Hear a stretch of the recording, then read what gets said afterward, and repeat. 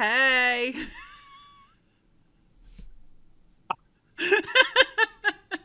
Oh, that's so funny.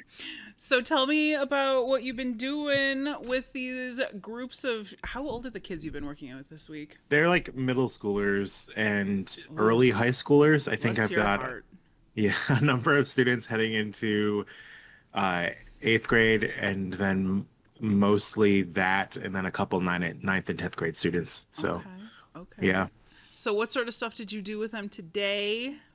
Today we built bridges out of balsa wood. So that was actually a lot of fun and very chaotic. And I'm so glad that I bought tablecloths because we have brand new tables in that classroom. And I was just like, I don't want to pick up hot glue off of them. Like, so, Ah. but it was a lot of fun. We had a lot of students that had really nice bridges. Um, Oh, okay. there were some cr crazy designs. Creative? Creative's the word that I wanted. Thank you. I knew it started with a C and an R. Um, but the winning group, their bridge held 143 times its own weight. Like, Damn. yeah, Okay. it had like a full 5 kilograms in a bucket of sand, like which I know we don't have context for, but it's a reasonably heavy bucket of sand. Wait, let me put that in like Wait, that's 2.2 pounds is in a kilogram? Is that right? I don't know. I think that might be right. That's one of the three conversions that I remember It's in my point. life. I know it the other way, which I think is like 0.44, which 2 point then probably sounds right. Okay. Okay, good, good, good. That's But cute. yeah, a bunch of flimsy wooden sticks held like 5 kilograms, and it was very neat. 150 times the weight of the own bridge. So it was a really they did a really nice job. They worked really well together. That was a lot of fun. Do you like working with that age group? For brief bouts of time, yeah. I think if I had to do it consistently, I might go a little nuts. The drama. There's just so much drama sometimes for no reason. And I have this theory that like everyone has this age group teachers that they're like comfortable with, like they're their okay. kids, and then you can't really deviate much beyond that like range, and then it just becomes uncomfortable. Um, the scariest thing I ever did maybe as a parent was volunteer in my kids' kindergarten classroom because they're so unhinged. Like you just never know what a Yeah. kindergartner could say. Like Yeah. it could be anything, and I need more control than that. But I know that about myself. I think one of them was going on about something and they looked at me and they're being annoying and I was like, I am not your teacher. This is not my Like job. this is you're and they laughed. They thought that was hilarious. I was just like, you are not my responsibility. Oh my God. Did you say that when you were holding your baby nephew last week? Uh did I say that? When he needed a diaper change. Yes. You are not my responsibility, young You are Harlow. not my responsibility. Hand him off. I will admit, we're 5 episodes past the original recording where we talked about him being born. Yes. I'm not a baby person, but I'm a this baby person. I think like that's where I'm at. He's a very good kid. So that resonates for sure. When my kids were little, the worst thing was when they would have other kids over because I only like my kids and like two other kids really, and like other kids like they used to expect me to like get them drinks, and I was like, the fridge is right there, like what do you get out I'm of not your here, kid, I'm mom. not your mom. Or they would sass off to me and I'd be like, I don't like this kid, I don't want this kid coming back, or like I don't know. Anyway, Just say it while the kid's right there. I Just do like turn don't, to your daughter. I don't like this kid. no They're more not with coming this back. one, no. Well, I woke up about 10 minutes ago because, you know this. I Yeah. am in day two of jury duty, and I never get selected for jury duty, but I did this time. And I came home yesterday after day one of jury duty, and I'm not going to give anything away, but I will say that Yeah. I got home and I was like, thank God I teach about the earth for a living. And like, there's no real repercussions if I like mess up in class. Like I go Yeah. back and I'm like, hey, remember I told you these mountains formed 65 million years ago? It was actually more like 70 million years ago. My bad. And like no one has to like critique my work in a courtroom. And It like, was actually post Plesiocean oh instead of yeah. I don't know what that You was. took two real geology words there and put them together, and I Darn think it. just What like was the the new Jurassic Park movie, they have these mutant dinosaurs. Oh my god. Anyway, what was I that? have So not yeah, watched that. I wasn't going to. save your money. But you just took plesiosaur and Pleistocene and put them together. So Okay. you had the good raw materials. Was it pre-Cambrian and like post-Cambrian then? That was I'm trying to reference that specific thing that your daughter corrected her instructor about. Oh, I don't even remember. She's You the don't remember queen it? of correcting her instructor. She's like, if Well actually was personified as a human. I hope she listens to this. My kids don't listen to my podcast. It's fine. Oh, today's big insight. Today I sat there while a detective read 21 pages of text messages between two people. And I would just like to say I am going to rethink the way that I text because All the descriptions in your Venmo like payments. exactly. I'm going to start visualizing everything I do as being read aloud in a court of law and just be like, is this the right choice for me? No. It's so funny. I did want to show you one thing, and then I promise we can actually talk about our podcast for tonight. Sure. So my very special man friend asked me if I needed anything from the grocery store, which is very considerate and very thoughtful. And he's like, well, I mean, not really. I'm a little low on like shredded cheese, but so it's not serious. Don't bother. Well, he came over and they were a package of two Do you shredded have it? cheeses. You I do. have I do. You have Exhibit A prepared. I do. The courtroom. The people would like to present 1A. I'm holding this next to my head, just so for those of you who are actually listening to this as a podcast. I have a big head, like by any standards. This bag of shredded cheese, of which there were two, is larger than both my head and neck combined. So the next time you come over for drinks, you're coming over for drinks and shredded cheese. I'm just telling you. We're just gonna put it in a bowl. We'll get some scoop it out. spoons and have a grand time. Welcome to Coffee Break Classroom, brewed for higher ed, where teaching meets good vibes. We're just two friends chopping it up. Here you can expect a blend of ridiculous classroom stories, a little educational research, and some practical teaching techniques.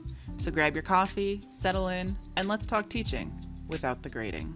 Seamless. Welcome to That's Coffee where Break Classroom, everyone. It's brewed for higher ed. It is. And people who like listening to random nonsense at the start of the episode. We're just getting warmed up. That's all. Oh my God. So today we have a special episode. We are going to be talking to Ben for a change. Actually, I felt like our last episode, For a change? yes, because last episode you got some words in, but not many. So I don't like interrupting people, which is why sometimes it happens. Unless it feels necessary to wrangle, and then I'll try and do it in a very what's the word that I want? sophisticated and No. no. No, I'm gonna say nice way. Okay. Nice words. But yeah, today's probably going to be a little bit more of me. We are reprising one of the talks that I gave at our Teaching and Creativity Center Institute in this past summer. Yes. The title of the talk here is Teaching Human Speed, Less Rush, and More Reach. So this is something that I wanted to put together because I think it's something that I can contribute and we can have a conversation about it a little bit. I always feel like, what am I going to do at this next conference? And I have to come up with something, and I'm running out of things to talk about that are interesting for people. Stop. And I'm thinking about what's the stuff that I do. And I wanted to talk about how I went through and kind of redesigned my course to give more space for students to, one, like be human beings, but also so I could kind of incorporate retakes into my schedule and think about giving students time to actually ask questions and learn in the classroom, and what does that look like. So that's kind of the gist of what we want to talk about. I want you all to be able to kind of come away from this thinking about or having some ideas and possibly time to foster what we're going to call significant learning. And I also want to empower people to just kind of let go, because I think that's when what was going on in my classroom got good, was when I just kind of like let go and stopped stressing out about the content and or like having control. So we're going to talk a little bit about backwards design.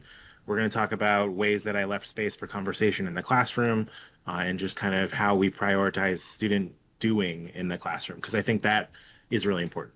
So I'm going to ask you something based on what you just said. I thought that was a brilliant introduction. So can you talk a little bit more about what you said you want to redesign your class so that students could, quote, be human beings? Mm-hmm. What does that mean to Ben? So this whole kind of redesign for me was motivated by wanting to incorporate retakes into my classroom. So this was coming right off of the grading for equity conversation, which is partly why it's also coming shortly after all of the grading for equity talk that we've been having. Is Mm-hmm. you have these things that you want to do in the classroom now. Like, let's talk about how you make space to be able to do them. And I wanted to incorporate retakes so that students could deal with things outside of the classroom or be able to have a chance to come back to things and show me that they were able to know, show me that they were able to do what I needed them to do. But also in the sense of being human beings, is that when you're thinking about what's going on in the classroom for that like 50-minute window that you have students, we're not really accounting for them being human thinkers when we're talking to them for 15 minutes and not giving them a chance to interact with us, interact with each other, interact with the content. So how do we make space for them to be able to do that in a course? Yeah, cool. So I think those of us who've taught for a long time, you find yourself going through course redesigns every so often. I can say that for Mm-hmm. myself, that like at one point I redesigned for active learning. At another point, I redesigned my grading structure. I'm currently at a point where I'm considering a redesign because it's been probably 3 or 4 years in my the course that I teach most often. Excuse me. And I'm thinking about redesigning with the in the age of AI and in the age of Mm-hmm. accessibility. Because I teach a lot in the online setting, thinking about how I'm going to assess differently. So, and every time I go ahead and redesign, I start with backwards design. So, can you Yep. unpack that a little bit? Yeah, that is where I wanted to start, right? So backwards design really like the core of it is that you there are multiple things that contribute to what we would call significant learning in the classroom, and I think it's probably worth like having a conversation about each of those and what we do for each of those in the classroom as its own episode at some point. But we're really kind of looking at the intersection between like what's the knowledge that we want students to have and understand and remember, what are what are the skills that we want them to apply, what are the things that we want them to connect, but also bringing in the human dimension of it and getting students to care about their learning and learn how to learn and be better students.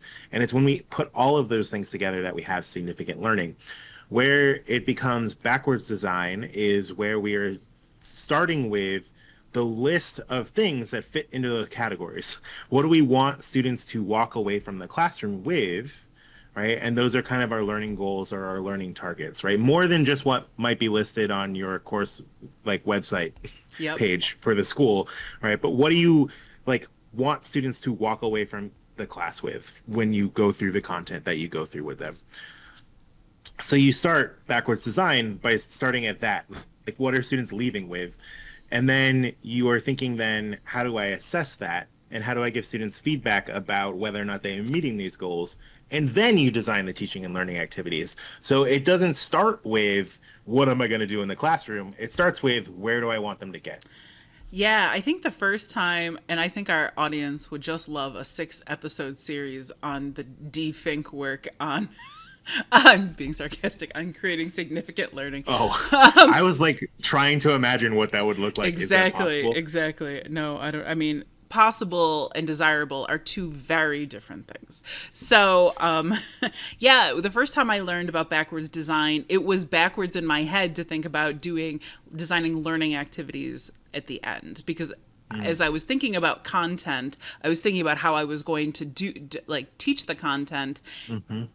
but I think the advantages of doing your assessments up front, how the students are going to demonstrate what they're going to learn, really helps you formulate active learning strategies that are designed for students to achieve those standards or Right, outcomes. because you're trying to hit into like if you're looking at just what am I going to do with students to cover this content, you're not thinking about the learning how to learn or the caring or the human dimension, right?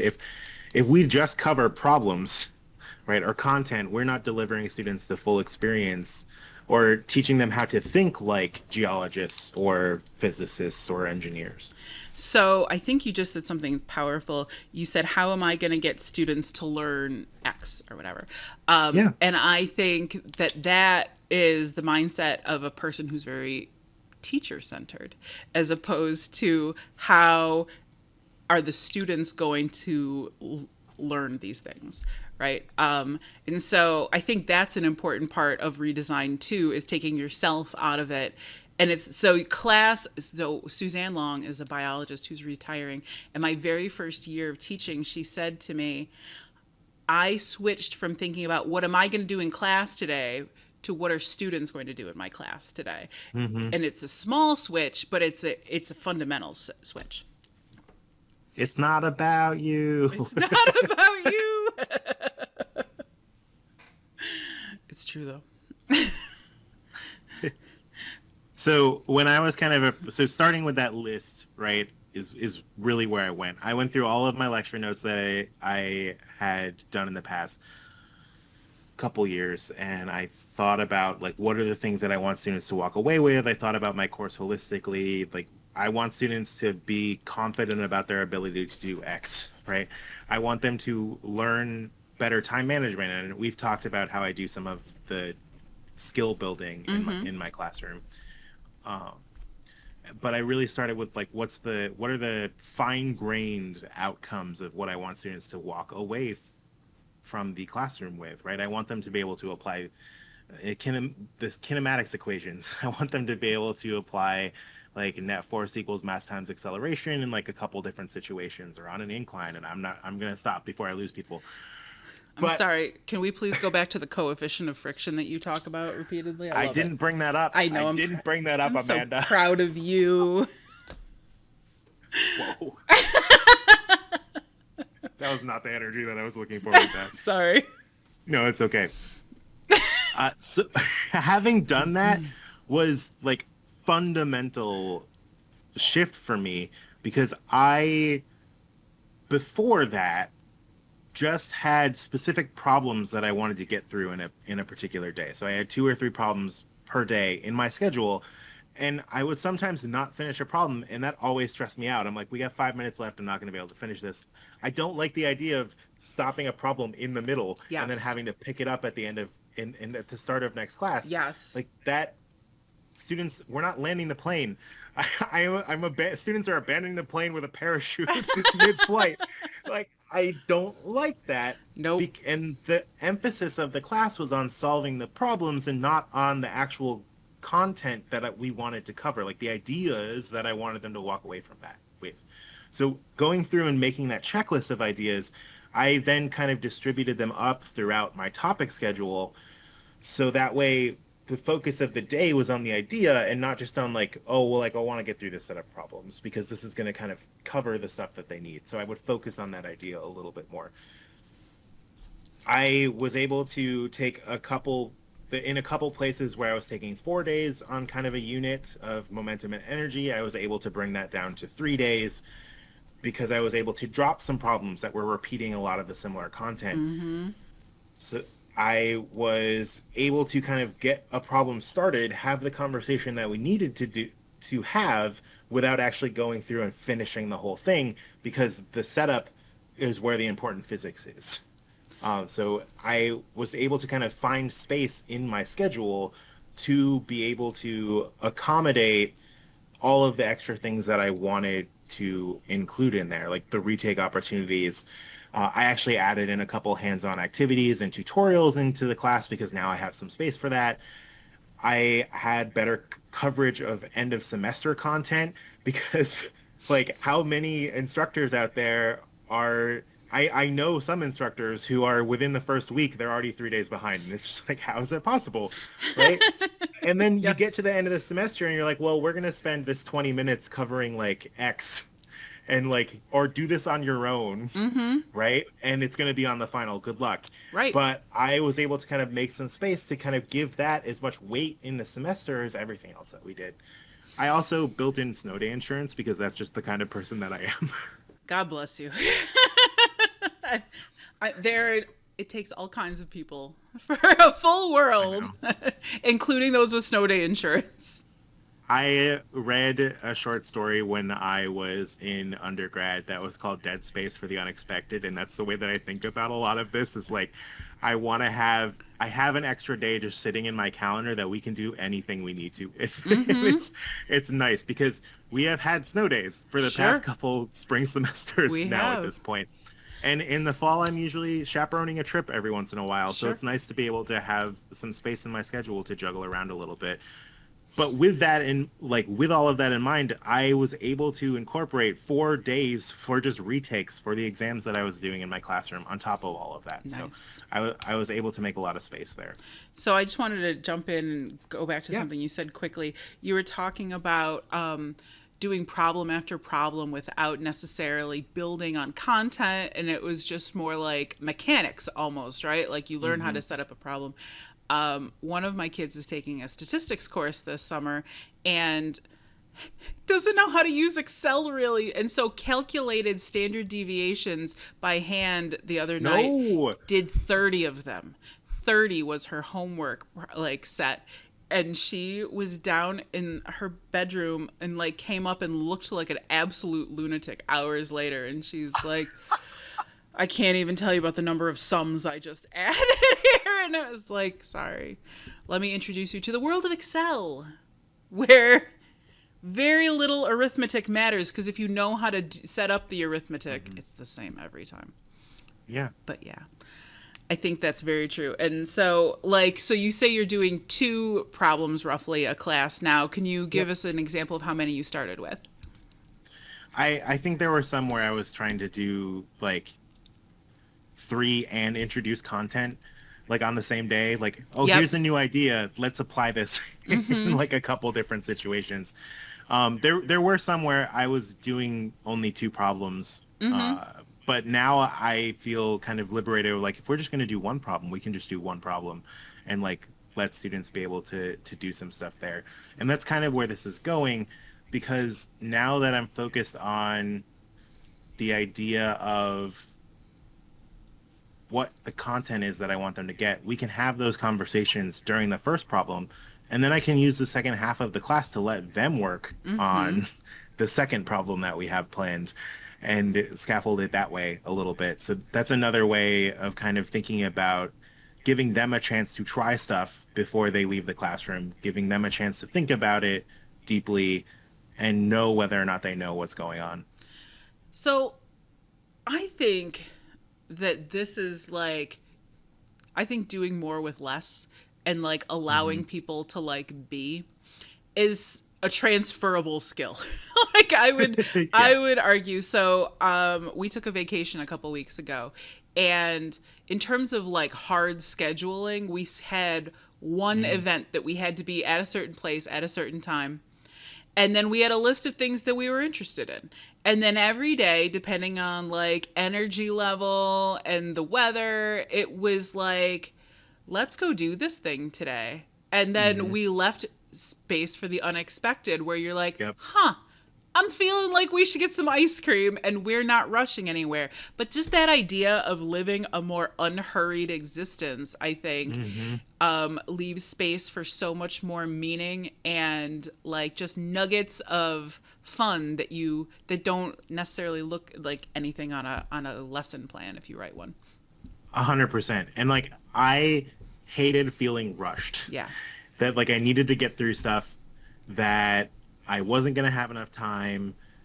And I haven't felt like that since I did this. Right. Like if we don't finish a problem, it's okay because we got the ideas down. If we don't, because if we go on a tangent and discuss something that's relevant to the ideas that students might have questions about that relates to their real life, things that they've seen in their classroom, we have space to do that because it's serving the goal that we have for the classroom that day. And it's just so nice to not have to start the next class with the problem that I was working on in the last one. When the energy is low and people are thinking about Hmm. the 400 things that happened to them before they got to your class that day and everything else. And that also takes time if you want to do a good job and start from the like review from the beginning what they were doing, right? Like that takes more time out of the classroom and then you just get more behind. So I get it. I understand how instructors end up there. Um, I just kind of recap, went through and set like 1 to 2 goals for each day. So I had that list of goals that I wanted. 50 minutes is really only enough for students to walk away with one idea. It's true. Right? That's true. In a classroom. And trying to throw multiple things at them, especially if they don't have a chance to actually practice, means that they will be like, and then, And then like you a say, couple hours do you have any later, questions? And they're like, right. no, I don't even know what's happening. I actually have some student quotes about that. Which one is it? I actually have a quote about this. Ooh, do you? Can you read it? Yeah, when we were doing our interviews with students, one of them had said, and so I'm quoting, a couple of my professors, like someone will say some of the professors will say all of this stuff, and then any questions? And the student went, no one asks. It's not that no one has questions. I think it's more they're like, you just kind of ran through so much stuff that the period between like, oh, I had a question minutes ago, but I think it's either gone or we're so far past that. And it was just like, I felt that. Yep. They don't have time to think about what questions they have. And I've sat in classrooms where I've done some observations and stuff too, where it is any questions. Okay, so, and then like we're moving on. Yeah. And So, so students don't have a space to digest. They don't have a space to ask questions or talk with each other and figure out what they don't actually know. so here's a tough question maybe for instructors who are listening to this. How do you decide what to get rid of? Because presumably, if you're going from 3 problems to 2, and maybe you're doing content, so as an instructor, how do you make that choice? Yeah, I want to point out that even though I was taking away some examples, like I wasn't taking away the learning outcomes. Yep. So I think that's kind of a big piece of it. But I think there's also many ways to address learning outcomes. So maybe if there's something you can't get to in the classroom, it becomes a project that students can work on their own time. That's going to be related to some of the other stuff that they're doing. So if you have something that's like tangentially related to some other CLOs that you have that you're doing in class, like let students expand upon that in a project or on an assignment. So I'm in the middle of a grad course right now, and one of the Yeah. things that we've been doing is we're talking about integrating some different disciplines into our learning, into our classroom material. So that involves like, so I teach geology, but my content is closely related to environmental science, and there's aspects of math, and there's also aspects of like English language arts, because just like writing isn't just the English teacher's responsibility, math isn't just math teacher's responsibility. So one of the you look like you have a thought. I just I say that all the time, and the English people are like, "Thank you." Like I'm just like, we're responsible for students writing and engineering too, and they're Yes. like, Thank you. But we never say that about the math people. We always say that, like, I've Yeah, heard that about the English people for sure, but it's true for the math people that's too. fair. And you I you do a am lot of math, guilty. yes. I do a lot of math, and I am guilty of saying like, this is just the math part. We're not going to focus on that. So I'm not going to make you do the quadratic equation on the exam because that's a math thing. And like, I want you to be able to show me you understand the physics concepts. that's awesome. Yeah. So in this redesign, what we've been doing is I've pulled course learning outcomes from all of those courses. But then the other thing I've been doing is doing like a vertical scan of course learning outcomes. So I've pulled the course learning outcomes from like earth science in high school, and then I've Hmm. pulled what would be like a reasonable follow-up course in those course learning outcomes. So make sure you see where the overlap is going to be. So for example, I feel like I talk about water a lot in this class, but it's like a thing. So You talk about water a lot generally, I would say. I do. It's It's like all groundwater. it's one of my favorite molecules, really. So, water is something that is throughout the earth sciences, right? And the earth, it turns out, on the top and within. But there are there's lots of terminology with water in general, groundwater, surface water.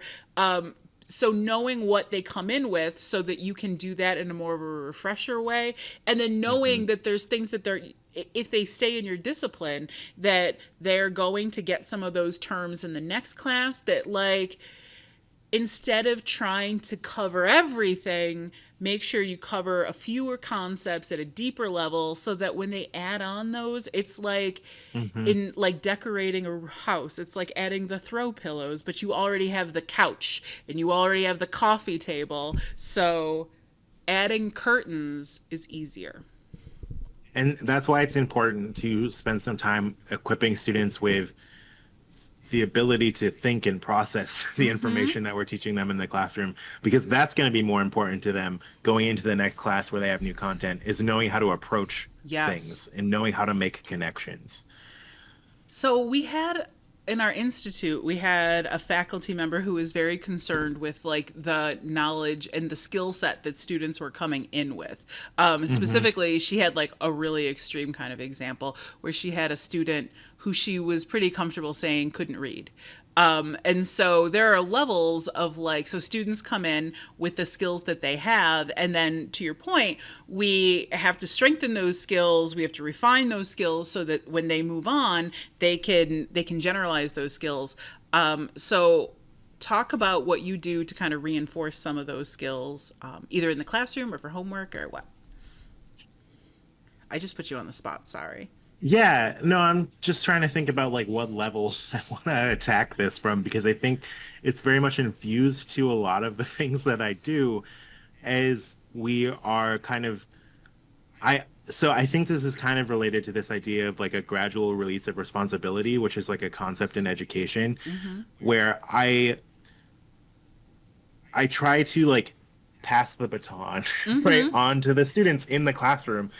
So we're moving from, so this is kind of set up at a couple different levels. The way that I have seen it in the past is kind of a four-step thing where it's I do, you watch, and then it's like I do, you help, and then you do, I watch. I help, and then you do, I watch is the Yeah, last okay. stage of it, right? Mm-hmm. And some of the more recent models that I've seen look at like just triangle shapes. So like the teacher responsibility is like moving down into the point of a triangle, and the student responsibility is from the point out That was a as we great move down. figure that you showed. It was a nice figure, yeah. So there's this like focused instruction, which is like I do it. There's guided instruction, which is we do it. There's collaborative learning, which is you do it together, and there's independent learning where it's like you do it alone. So we're releasing our responsibility of like I'm here, the sage on the stage, which everyone loves saying so Yes. much, telling you what you need to do versus like let's solve a problem together. So I do a lot of that in the classroom where I give them a little bit of an intro, and then we start a problem, and I ask them like what do you recognize, like we're having a conversation as we're solving this problem. I'm not doing it for them. Mm-hmm. Like I don't sit up there and walk through every single step, and I am asking them questions. I'm explaining why I'm doing the things that I'm doing and what my thoughts are behind it, and we're adding that into the notes. about what we're seeing, what we want to pay attention to, what that tells us about the approach we want to take. And then like I said, the second half of the class, I'm giving them the option to do that with each other. So I like to start at that guided instruction level Mm-hmm. and kind of move into that collaborative learning level, like as a model for what I do in the classroom. And I think that sets students up for being able to practice those skills in the classroom while I'm there to help. Sure, sure. Yeah. Cool, cool. Was that kind of what you were thinking? It is, yes, that's good. Okay. I don't think going back to the faculty member that I mentioned earlier, like I don't think Hmm. it's anyone's job necessarily to teach someone to read, but it is probably it is your job to connect students with existing resources. And Right. she had created an environment where the student felt comfortable telling her, "Hey, this is my struggle, but I understand the concepts that you're talking about." And so she worked with the student, but at the same time figured out like how to get him some assistance too. Community Yeah. college teaching, you just never know what you're going to see. You never know. Well, I was going to say earlier, right? Like, spoiler alert, you had somebody who had trouble with 700 minus 1, but that'll be an episode for later. So just hold on to that. My God, there's not enough Tums in the world for that episode. It's fine. But I think the main idea and the main thing to think about is like if students are just copying notes, like they're missing the connections in the classroom. They're missing the how to think, the way that they need to think and approach things. And we collectively want to think about how to move away from this and design a classroom where we are doing things with students, right? We are giving them the chance to develop those skills. Yeah. Totally, totally. So if we're trying to prioritize student doing in the classroom rather than just us telling students what they're doing, this is the place in the talk where I stopped and said, I can mansplain if you want, but you're right here. Would you like to talk about your volcano activity and like what kind of inspired that and what it's about, what kind of inspired that and how it's gone for you? Yeah. Making that change. And I appreciated the moment where you were like, this is actually Amanda's crop. So why don't I let her talk about this? So I was ready to talk about it, but you were there and I thought was. it'd be very funny. It was fun. It worked. It worked. So this is like one of those fortuitous things where sometimes things work out that you didn't even anticipate. And I'll land that plane shortly. But I think that it's important for students to recognize they come in like knowing stuff already, and they have and they are capable of making observations based on like things that they see. I think when I think about the fact, that a lot of my course students are taking courses because they're looking for their natural science credit, and so I could conceivably be the last science class that they ever take. So I keep that in my mind when I'm designing courses, because observation is a really important part of the scientific method, right? So if students don't remember how to identify a gabbro, I want them to be able to know that there is like a classification structure based on observations of like what a rock looks like and what it's made of. So a gabbro is a type of rock then? Totally. A gabbro is... I wouldn't know one if I saw one, I guess. Oh, it's sparkly and black and dark colored. They're igneous rocks. Anyway, it doesn't matter. Got it. So that to me is less important than students can look at a rock and be like, oh, I wish I had a gabbro here. That would have been so much cooler. So a reason to get views on YouTube. That's what that would have been. Exactly. Clickbait. Gabbro exposed. So I show them 3 pictures. Get back to your question. Sorry, I've buried the lead. Volcanoes. Yes. So I show them 3 pictures of the 3 different types of volcanoes, and I ask them, what do you notice is different about these 3 volcanoes? And I make sure that there's trees in every picture. So because they're volcanoes, different types of volcanoes are different scale. So they can look at a tree and see this volcano relatively is smaller than this one. This one is steeper shaped. This one is more gently sloping. This one looks like it's made of little tiny rocks, which is a small type of volcano. So I'm starting where they are. Hmm. And I don't make them use science language. I just like, tell me what you see. Big, small, biggest, smallest, middle sized, right? Like dark, light, red, things like that. And so, number one, I think that engages students with content immediately, because there's really like no super wrong answers that they can come up with. Yeah. And so they get that like little win, right? That little stackable Hmm. win, that makes them not only engaged but also like feeling good, They're making positive impacts in class. And then I give them the language later and be like, oh, so this volcano you told me was the biggest, and you told me it was gently sloping, and it's composed of what looks like black rock, and we call this a shield volcano. And they're like, Yep. okay, and they write it down. So I'm gonna mention two articles that I was reading. Oh my god, I don't have the titles. I'll send you the titles and you can put them in the show notes. Okay.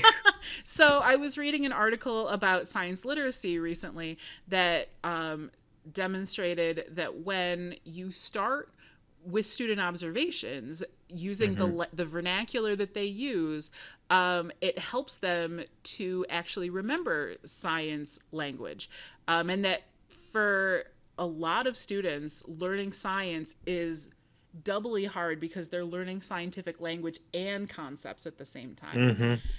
So, by starting with the vernacular, you help them learn some of those concepts, and then the language feels that much like a easier reach. So I think that helps. So would it be faster if I just had a PowerPoint slide that said shield volcano, gently sloping, very large, composed of basaltic lava flows? Yes. Yeah. In terms of expediency, yes. In terms of like actual impact, lower. Like lower. That doesn't mean I would anything. say a lot lower probably. Yeah. But that's what I was going to ask you too, is like you've, or at least say that you've mentioned that this takes a lot more time, but it is a lot more impactful. Yeah. And like I love the way that you started this too, because my favorite thing to ask students, my favorite question is what's going on here? Because like Mm-hmm. when I'm starting a new section or content, like we're watching a video because I want students to understand that like physics is everywhere. Like it's in Yes. their everyday life. Like they experience it, they know it already. I show them that the like well of death in India, that where Yes. there's the car driving on the wall that I talk about all the time. We look at a figure skater rotating and like pulling her arms in. We do some simulations together where there's like a friction simulation and you push on a box until stuff happens. And it's so much more impactful for them to be the ones making that connection and having that stackable win. Even if it takes a little bit longer, they're walking away with more because they have those connections. These are not just ideas that they're dumping onto an island in their mind, Right. right? Right. Yeah. Yes. That's like reminds me of one of those old diagrams of like knowledge and understanding, where knowledge is just a Hmm. whole bunch of dots. Like I know these words, and then understanding is how though all of those words are like connected in But that's the way concepts. that Yes. like a lot of stuff is taught, is like you walk into a classroom, here's a bunch of dots today. Yes. Right? Like, and to be Yes. able to like make connections and to stuff that is meaningful and impactful for students, like is super important. So But the second yeah. article, which I've been reading during jury deliberations, is actually an engineering article, which is what we're talking about this week. So I feel so safe that justice is going to be carried out as needed. we have a lot of recesses, and you're not really allowed to talk to anyone during recess. So Got it. Okay. That's fair. That's fair. That's fair. You said during jury I did. deliberations. I did. We're just, not okay. deliberating. I used the wrong word. This is Okay. why Just checking. I'm a I teacher. was like, It's fine. So no, so the article was about how actually it was done with like middle school students, and before any of the engineering concepts were taught, it's actually similar to what we started talking about this episode, where students were asked to build something, and they were given like there were teachers they're supervising, but they had tools and they had raw materials and they had to design something. And there's this story about, in the article, about this girl whose name is actually Amanda, and she doesn't know necessarily how to use the saw, but she knows that she wants this board cut at an angle. So she asks the teacher to start sawing the board, and then once he gets like the divot, then she goes through and saws everything else and puts it together. But what they found was that when they pre and post tested the students, that students who did the best or who had the most learning were students who were classified as learning disabled, and women. And so the unpacking of the article is that a lot of times we students have like we assess a lot of times things that are verbal, or written, which is the same sort of way of knowing, but like building something with your hands is a different way of knowing, and we don't always assess that, and we hold like intellectual, quote unquote, intellectual knowing as like the gold standard. But that if we did more doing with students, that it's the same thing as my example with my volcanoes, that when they're engaging, they may understand the concepts in like a physical way, in a kinesthetic way, but not necessarily in a verbal or written way yet. And so that was why the author thought they saw the greatest increases in students who mathematically shouldn't have been outperforming the quote unquote high achieving students in the class. Yeah, because I'm thinking like students being able to parrot things back to you after a 50-minute lecture is not necessarily understanding, right? It's not going to serve them like holistically. Yes. Yeah. So if we want to think about ways that we can prioritize student doing in the classroom, I feel like we already talked about a lot of them in our formative assessment episode. Like I think exit ticket was one of them that I had on the list. Doing like that 5-minute journaling exercise was one that we talked about in the previous episode. Doing my like multiple choice voting questions was another one that I had on there. I like to have students do things at the board a lot, where I will introduce like what the rules are for forces, and then without having done any examples for them, like we'll draw some objects on the board for some certain situations from the problems in the book, and have them come try out a free body diagram. And if they're hesitant, I tell them I have stickers. I'll give them a sticker afterwards, whether it's right or wrong. And we have a discussion about it as a class. So like they get a chance to kind of lead in that learning. And even when I'm giving them that second problem and saying like, do this with your like people around you, and I'm going around and we're having that discussion, like they're getting a chance to kind of do. Is there anything else that you would want to add to that list of like how you are helping students do things in the classroom? I will, when I feel like I'm talking, I love that this is like your cat's first appearance. Hi, kitty. Liz. She's like, why are you doing this again? Which is fair. So what I'll do is when I look out and either I'm saying something that I think that students, I'm a big proponent either in like making students start something that they don't know how to do, or they don't know what to expect, so it forces engagement and authentic interaction, like they have to be present to do it, or like I like to give knowledge and assess like immediately, informally usually, or have them start by reacting to something and then draw conclusions from what they've come up with. So what I will do when I see like a lot of blank stares, so I'll introduce like an idea and then I look and I'm like, you guys are so checked out. Like I can see it in my head. Yeah. I think all of this involves like being like, I don't want to say emotionally connected, but like just being connected to the vibe in your class. Yes. It's like part of being like an active listener, but it's like active observing. Yes. Where I will be like, students are willing, if you ask a question and no one says anything, or you have the same student who's always saying something, I will be like, all right, time out. Everyone sit with someone. You have to sit with someone. You have to come up with 2 answers to this question. What are 2 reasons this might happen? And they're much more willing to like talk to each other. And it takes like the tension down in the room. And then they're just like, oh, or they'll sit next to each other and be like, all right, I have no idea what's happening. Right. But it gives them like that moment to see that someone else doesn't either.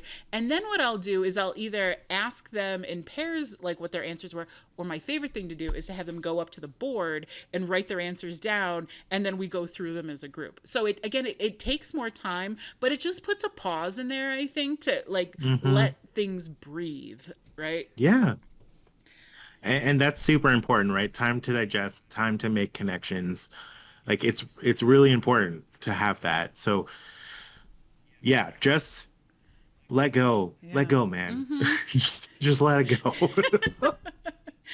Well, I think that sometimes we put more pressure on ourselves as instructors. Like, we have 15 weeks and 50 minutes 3 times a week, and we can never miss a moment. And like, I remember when I was first designing my history of the Earth class, I calculated that I had to cover 1.4 million years of Earth history every 1 minute.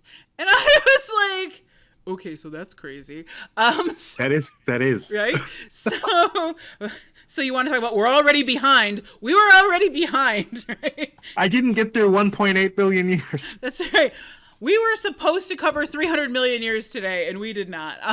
So good thing rock stuff is very slow. It is. Thank goodness. So it causes you to like figure out that like not everything can be important, and so what are the processes that we're gonna see again and again and again?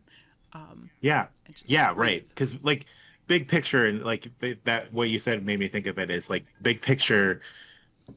If we're stressed, our students are stressed. Yes. Like they can feel that energy. If like we feel like we're behind, it stresses them out. When we tell them that we are behind, it stresses them out, and they don't need that on top of everything else that they're doing. Like that can often sometimes be like an impediment for student learning, is just like the stress that they're picking up off of the instructor. Because if we feel like we're stressed, we are like subconsciously like projecting that and like pushing that onto our students. So I think again that's a really generalizable like idea. So like when you go on vacation and you have an itinerary that's too full, like it doesn't feel like a vacation, it feels like a to-do list.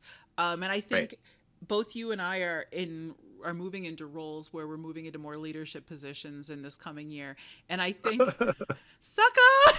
Oh my God, me too. So I know, right? Like, absolutely. I think I don't even know if arguably yours is worse. It's gonna be great. But like I think that whether you're talking about running, and I will say, this is probably an unpopular opinion, that leading students and leading faculty is not really that fundamentally different. So I think that the energy that you bring to a meeting of like, hey, these are the things we're going to accomplish. We're going to move some thinking forward. Let's not act like So Larry Dugan used to be our head of instructional design at MCC, and he told me once when I was Senate president, and I was like, oh my God, Larry, everything is crazy, and I'm just trying to get all these memos done. And he said to me, Amanda, unless there's a busload of students driving off of a cliff, there's no such thing as an educational emergency.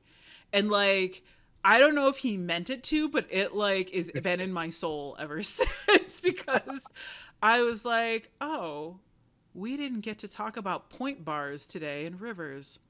Who cares? Right? So like when you go to a meeting with an agenda that's 2 pages long, like that's too long. That's too long. You can't do that at 50 minutes. It's not productive. And it's probably not an emergency. So I think whether you bring that into your relationships with humans at any level, that's a good thing to keep in mind. Yeah, I agree. We're all humans at the end of the day. We are making space to be human beings. Yeah. Yay. That was good. I was worried I wouldn't have something poignant to end the episode on. Boom. Cue the outro music. Mic drop.